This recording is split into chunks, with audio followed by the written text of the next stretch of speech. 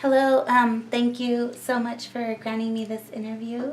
Can you tell the people who you are? So I'm Stephanie Garcia-Richard. I currently chair the House Education Committee in the New Mexico State Legislature, and I'm running for Land Commissioner. Thank you. So can you tell us what are the specific roles and responsibilities of New Mexico Land Commissioner? Why do people need to care about this local election? So unfortunately, this is an office that is very overlooked and misunderstood, and it has tremendous latitude in decision making. But essentially what the Land Commissioner does is they are responsible for overseeing and the use of 9 million acres of surface state trust land rights and 13 million acres of subsurface state land trust rights, which are essentially all of our mineral rights below the surface. And the State Land Office signs leases, approves leases, negotiates for the use of this land, and then the revenues from the use of the land actually go into 21 different beneficiaries that benefit from the revenues. Very good. And so how many years and in what ways have you acted on behalf of the environment? What is your familiarity with environmental issues? So my background in the 6 years that I've been a state legislature, I've been an environmental champion. So, like animal protection voters, conservation voters in New Mexico, all of those folks, I've worked hand in glove with them for, ensuring, because under this administration, as you can imagine, there have been threats to the quality and cleanliness of our air, land, and water. And I'll give a brief example that actually was just upheld, unfortunately, by the Supreme Court today. During this administration, there was a reduction in the amount of regulation around our copper industry in New Mexico. And so we've just been consistently in the New Mexico State Legislature fighting against and back against those reductions in regulation around clean air, water, and land. So the conservation voters of New Mexico just endorsed Garrett, your opponent. What do you think about that? And did you participate in the endorsement process at all? I did participate in the endorsement process, and it's an unfortunate choice because I actually have a record.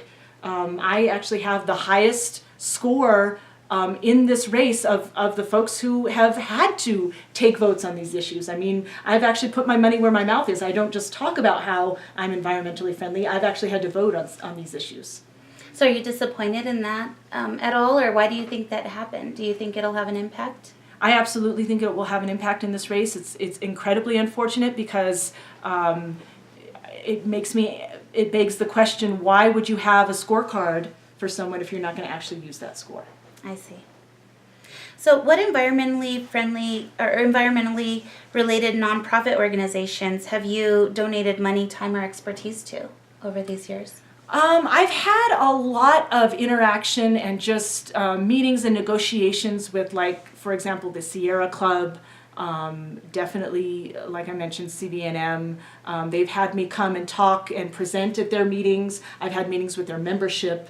And then we have some groups also just around our county. So you know that I'm the legislator for Los Alamos County, and we do have some issues there with some of our nuclear storage of nuclear waste and some of those issues. And I've met with different groups around that area about those issues.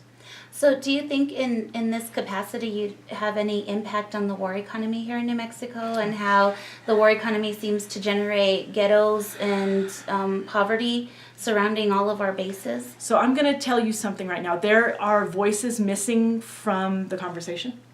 And I think the impact I can have is to ensure that those voices be brought into the conversation. I'm incredibly concerned right now that, especially the environmental movement, and I don't mean to be derogatory in any way, but the environmental movement is missing some of our voices of our Native people, some of our voices of folks that have lived in New Mexico for generations. And I look forward to, helping to galvanize those voices and make sure that they're heard. And how will you do that? How will you bridge that gap? I will do that by engaging folks. I will do that the way that the former land commissioner did, which is that he personally went and visited communities who were going to be impacted by decisions he was about to make. We have not seen that kind of engagement from the current office holder.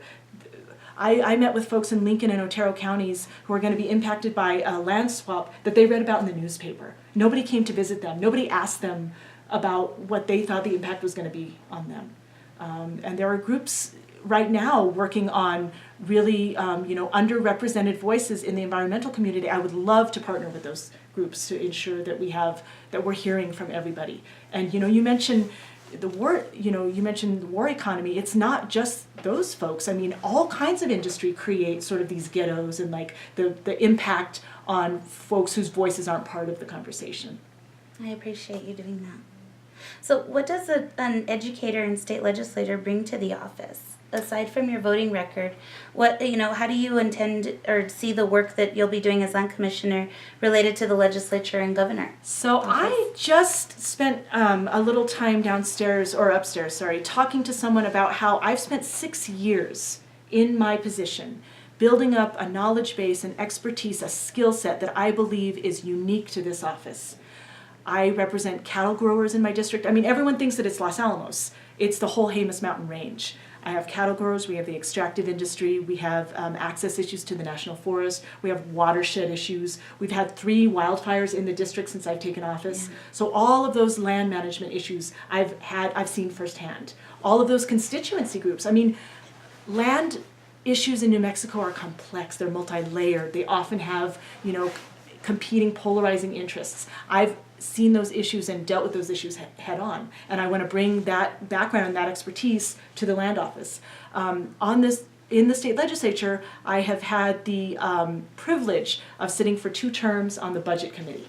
And the budget committee actually sets the budget for the land office. Ironically, the land office comes with their recommendation, but it is really built by the budget committee. So I have a very intimate knowledge of the agency itself. But also, my education background is unique. We have never had an educator in the land office. We've never had someone who knows what the stakes are in this office, who can maximize our opportunities in this office for our school children. And speaking about that, I had showed you this report, right, about the beneficiaries. We talked a little bit about how it's difficult for the land commissioner's office, once the money's released, to know what does it go to. Would you be able to highlight how maybe you could help with bridging that gap and figuring out how are these monies being allocated? Because there's a couple of things that are concerning to me and my community, one of them being this big budget that goes to the state penitentiary. I have lots of people that are behind the walls and have no access to education. The only thing that exists right now is a GED program. If you have a GED program, then there is no access. But there's all these millions of dollars pouring into the state penitentiary. From the land office. From the land office. So what could we do from the land office perspective to be able to address that and know that the money is actually being used for education?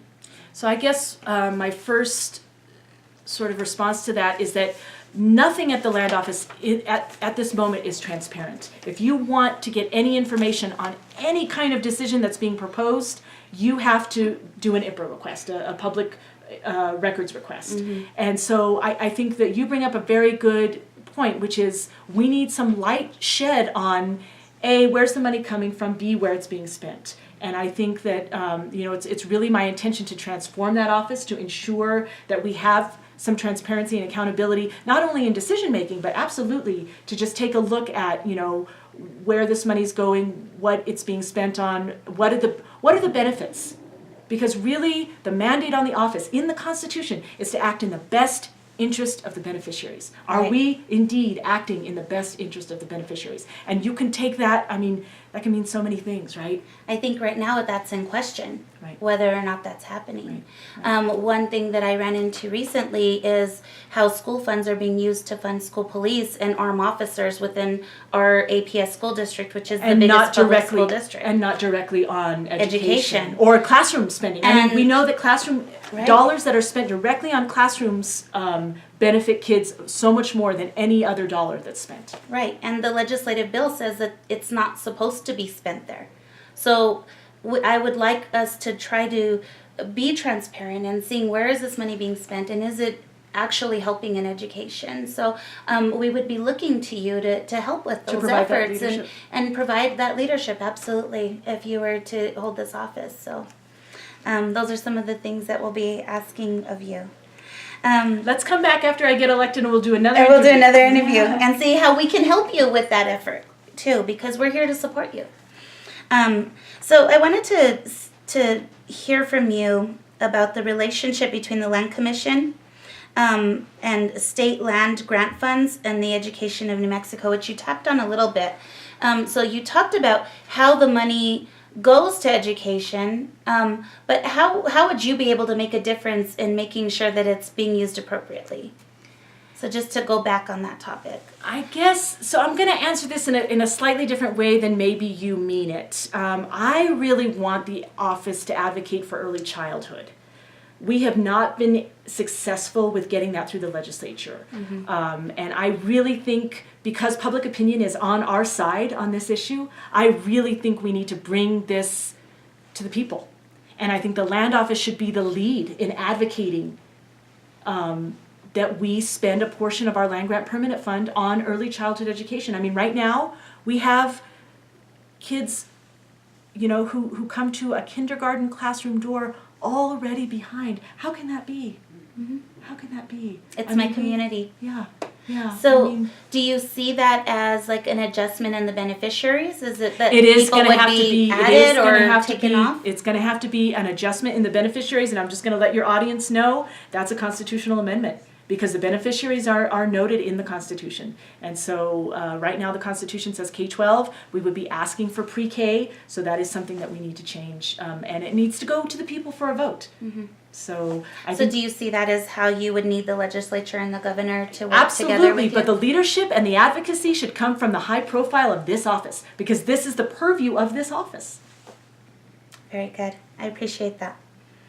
So when I don't ever say this, but President Trump makes demands on the lands of New Mexico, what will you do to protect our public lands? Okay, so this is key right now. How do you combat that? Yeah, this is key right now in that with what we are seeing in Washington, and especially around land issues. Okay, we've seen the Escalante, we've seen Bears Ears, we've seen the threats to our protected land.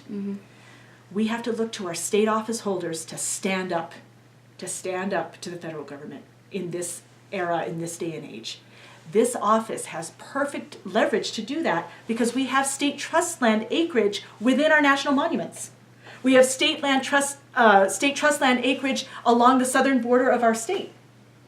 And someone challenged me on that. Someone said, if Trump were to nationalize our state militia, the National Guard, and send them down to the southern border to build the wall and have it be, protected by a military, what are you going to do? I said, I'm going to be the first in line. I'm going to be the first in line physically at the border to say you will not build the wall on the 22 miles of state trust land we have.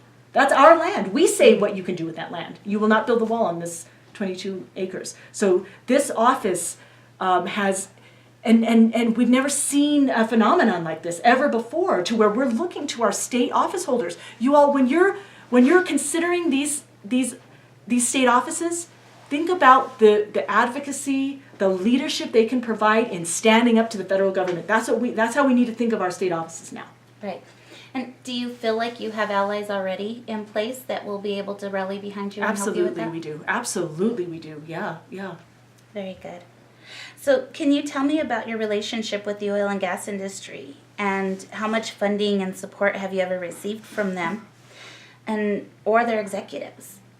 So I actually distinguish myself in my race because there are elected officials in this race who have taken oil and gas campaign contributions. I have never. And ironically, it may be because, I was a Democrat. They didn't think I could win, and so they didn't want to invest in me. But I've, as I became to be more successful, I was offered some of these contributions, and I refused them. I have never taken a dime of oil and gas money. So I'm going in not beholden to that industry. Someone talked to me tonight about seeing the whole picture. I feel like I can see the whole picture of the health of New Mexico because I don't have, my good friend that I have to watch out for. I can watch out. I don't know favors. I can watch out for what's good for the land, what's good for the people. So, as land commissioner, how would you balance the needs of the people, the public lands, and this industry? So this is these are such great questions because this is, the face of this office is changing because of our climate realities, because of what we know. I mean, and I know they say that our shale deposits can last for centuries. I know that. But we know that can't happen. We know we must transfer over to another energy economy. And so moving forward, all new leases are going to have some stricter measures around their approval. We're going to have to look at what is the state of this land that we are proposing to drill on. What's the state of the aquifer? What's going to be the impact? We need to use, predictive modeling. We need to have an asset inventory. We need to know what impact our decisions are going to have on the landscape, on our land, on our resources. So the decision making has suddenly changed at the State Land Office. It used to be you would go, you would put up the leases for auction and folks would have, you would go to the highest bidder. But now moving forward, we're going to have some stricter controls around how we decide to use our land. We need to have some scientific measures that tell us what will be the impact of this decision. What would you do about protecting sacred places like Chaco Canyon and fragile places like fault lines? So unfortunately, and it goes back to something we were discussing before, there have been voices left out of the conversation, and a lot of times when cultural and protected places are being proposed, the folks that are going to be impacted are not in the room. So that's the first thing that I would do is to make sure that, Chaco is a perfect example. I went to the BLM office this week to do the protest. Even though the proposed lease was deferred, right? And we don't like a word like deferred because deferred means it could eventually happen. It's just a wait. It's right. So it's just delayed, right? So we decided to keep with the protest, and there was a ton of folks there, and those folks are the people that live near the oil rigs. They're the people that have to wake up every morning with a headache from the methane.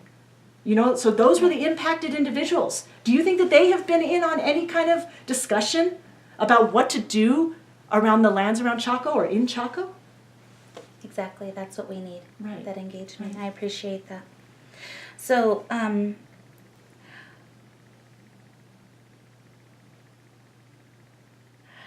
one of my questions, and it goes back to what I was showing you on the distribution on monies going to prisons. I'm an advocate for those that are behind the walls, and I know that there's no access there. And we talked a little bit about this pre-interview, so I kind of wanted to get this so that the people would know what these answers are. What we can do about the transparency surrounding the money that's going into the penitentiary right now. What can we do as advocates for those that are behind the walls to help make sure that this money is being used for good and not further harm, which the conditions right now in New Mexico prisons are horrific. We're number 1 in private prisons right now. So just the idea of more money pouring into these prisons is tragic to me.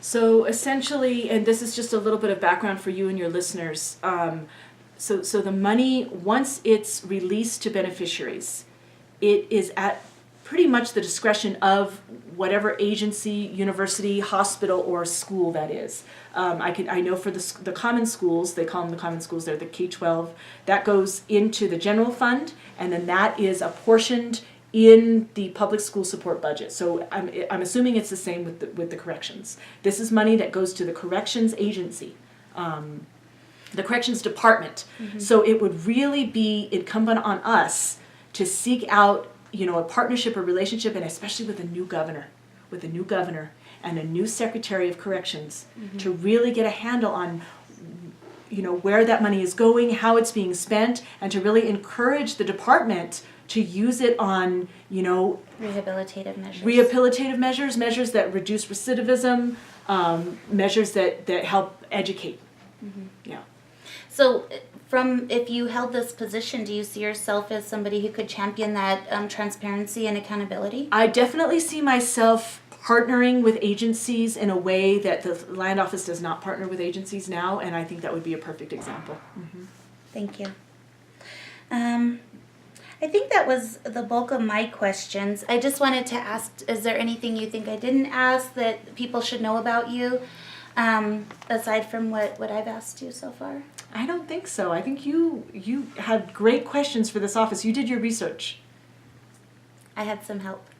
Is there anything that you all think? I think it was great. It was All really right. Yeah, Thank you for your Thank time. you, Celinda. I appreciate you very much. Thank you. Wow, that was a great opportunity, girl.